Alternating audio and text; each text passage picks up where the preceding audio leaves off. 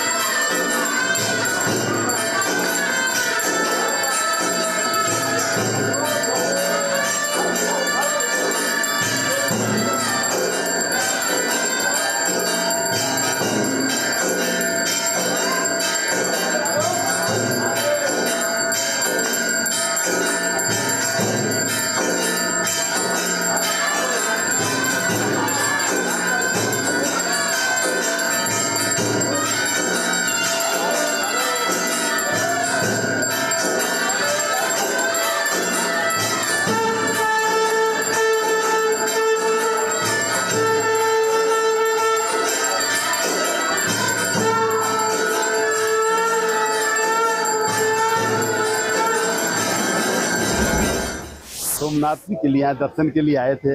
बहुत अच्छा लगा, बहुत दिव्य स्वरूप था, बहुत आनंद मिला।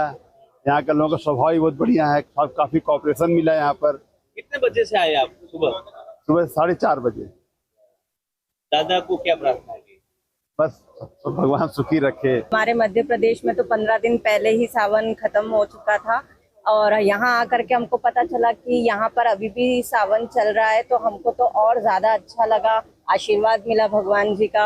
सोमवार के दिन हमारे दर्शन हुए, सुबह सुबह बहुत अच्छे दर्शन हुए। बहुत भव्य शिवलिंग है, बहुत ही सुंदर मंदिर है। प्रार्थना की अपने परिवार को अच्छा रखे, अच्छा सुख संपत्ति दे, बच्चों को खुश रहे। पवित्र श्रावण मासनो આજે અંતિમ સોમવાર છે અને દેશના પ્રથમ જ્યોતિર્લિંગ સોમનાથ મહાદેવના દ્વાર વહેલી સવારે 4 વાગ્યાથી જ ખુલી જતા જે શિવ ભક્તોનો જાણે માનવ મહાસાગર છલકાયો હોય તેવા દ્રશ્યો સામે આવી રહ્યા છે। આપ જોઈ શકો છો તે પ્રમાણે વહેલી સવારે 4 વાગ્યાથી જ શિવ ભક્તોની લાંબી લાંબી કતારો લાગી ચૂકી છે।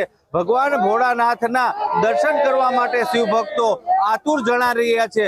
હર હર મહાદેવના નાદ ગુંજી રહ્યા છે। જે કેટલાક શિવ ભક્તો છે આપણે એમની સાથે વાત કરીશું। શું આપણું નામ? આપ ક્યાંથી આવ્યા છો?